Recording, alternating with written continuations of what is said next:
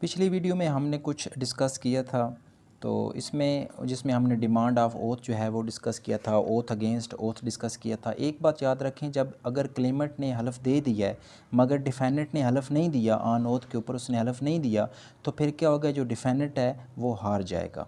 ठीक है, अब इसमें ये आ जाता है, इसमें एक पॉइंट जो है वो मैं इजाफी ऐड करवाना चाहता हूँ, ओथ बाय कोर्ट डिफेंडेंट।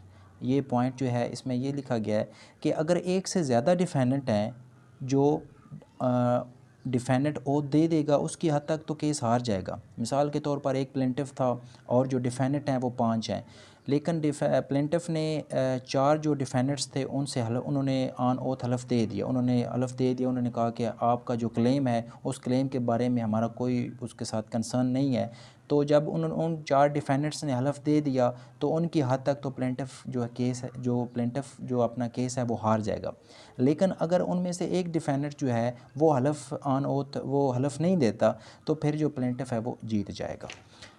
इसके साथ हमारा नेक्स्ट पॉइंट आ जाता है tribal oath. These oaths are admissible in the eye of law.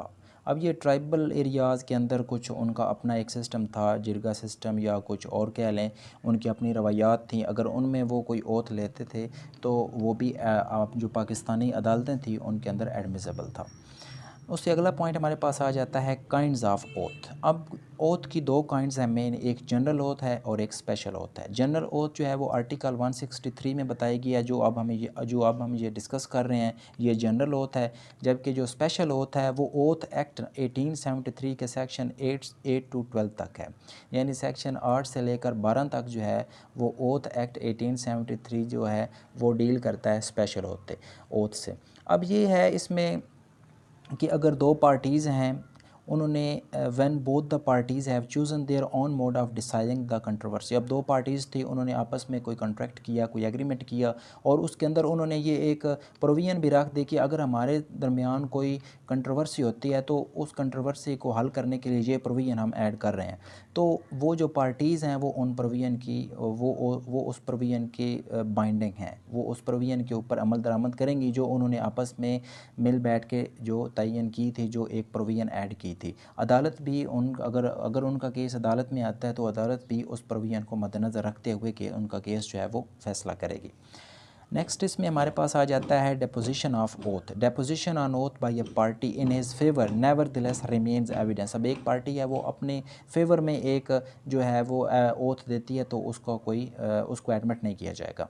12 इसमें आ जाता है। इसमें नेक्स्ट पॉइंट हमारे पास है पोजीशन ऑफ ओथ।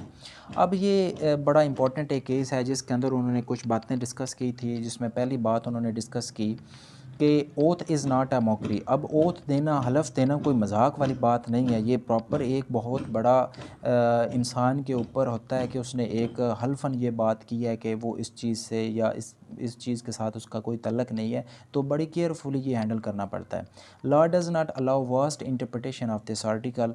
तो लॉ जो है वो अलाउ नहीं करता कि ये जो आर्टिकल है इसको आप बहुत ज़्यादा वास्ट जो है इसकी इंटरप्रटेशन करें, बल्कि लिमिटेड होनी चाहिए।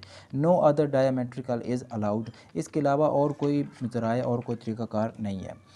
उसके नेक्स्ट हमारे पास आ जाता है rationalisation is needed. Sensitivity of issue must be considered.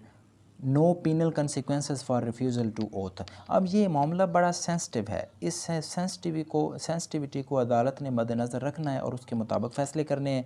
अब एक आदमी है, डिफेंडेंट है, वो ओथ नहीं देता, वो रिफ्यूज़ कर देता है, तो अगर वो रिफ्यूज़ कर देता है तो उसके बारे में कोई सज़ा नहीं है कि उसने ओथ जो है वो रिफ्यूज़ कर दिया तो उसको सज़ा दी जाए, बल्कि जो प्लेंटिफ का क्लेम था फिर वो झूठा हो जाएगा डिफेंडेंट, तो फिर वो प्लेंटिफ के क्लेम को पूरा करेगा, फ़र्क इतना ही पड़ेगा सिर्फ। इससे अगला हमारे पास जो पॉइंट है वो सेंसिटिविटी ऑफ मैटर है। जिस तरह मैंने अभी बताया कि ये एक बड़ा सेंसिटिव मैटर है और इसको जो कोर्ट है बड़े ग्रेट केयर के साथ इसको डील करेगी। रैशनलाइज इमोशनल आउटबर्स्ट, तो अदालत जो है उसके ऊपर ये अब सारी ड्यूटी अदालत की है कि अदालत ने इसकी सेंसिटिविटी को मद्देनज़र रख के डिसीजंस करने हैं। नेक्स्ट पॉइंट हमारे पास आ जाता है criminal proceedings. Procedure of swearing on holy Quran is not applicable to CRPC 1898। अब ये जो हमारे पास क्रिमिनल प्रोसीजर कोड है 1898, उसके अंदर ये जो लोग कुरान पर हलफ रख के जो कुरान पर हाथ रख के जो हलफ देते हैं वो एप्लीकेबल नहीं है क्रिमिनल प्रोसीजर कोड में। उससे अगला पॉइंट हमारे पास आ जाता है denial to oath by defendant. अब जो डिफेंडेंट है उसने डिनाई कर दिया। इस मामले में सिर्फ प्रेसिडेंट मौजूद है। एक बात याद रखें कि आर्टिकल 163 जो है ना वो इस मामले में बहुत खामोश है, ये इंटरप्रटेशन हुई है। ये सारे प्रेसिडेंट्स जो हम पढ़ रहे हैं इसके मुताबिक हमें पता चलता है कि ये 163 कितना है, इसकी इंटरप्रटेशन कैसे है, लेकिन आर्टिकल 163 जो है वो बजाते ख़ुद खामोश है, साइलेंट है।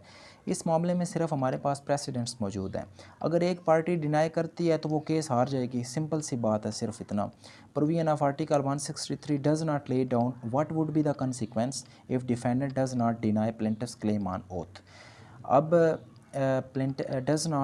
Defendant does not deny plaintiff's claim on oath. अब वो अगर उसको डिनाई कर देता है तो ज़ाहिर बात है डिफेंडेंट के ऊपर फिर जो है वो बर्डन आ जाएगा, फिर उसने जो प्लेंटिफ का क्लेम है उसको पूरा करना है। उससे अगला पॉइंट हमारे पास आ जाता है कंसेंटेड ओथ। अब ये कंसेंटेड ओथ जो होती है ये स्पेशल ओथ होती है और ये अपीलेबल नहीं है। ये बात याद रखें कि जो कंसेंटेड ओथ होती है ये स्पेशल ओथ है और ये अपीलेबल नहीं है। The both parties are agreed to settle their claim by oath. अब जिस तरह पहले हमने पढ़ा था कि दोनों पार्टीज़ ने अपना एक उन्होंने एक एग्रीमेंट किया जिसमें उन्होंने मेंशन किया कि अगर कल कलां को हमारा कोई डिस्प्यूट राइज हो जाता है, कोई कंट्रोवर्सी बन जाती है, उसको सेटल करने के लिए हम ये प्रोविजन ऐड कर रहे हैं, then parties are bound by terms of oath. तो उन्होंने जो टर्म्स एंड कंडीशन रखी हैं फिर वो उसकी पाबंद हैं। And the court should dispose of the matter in the same manner. तो कोर्ट जो है फिर उन जो उन्होंने प्रोविजन रखी थी उसके मुताबिक फिर उनके केस को सेटल डाउन करेगी।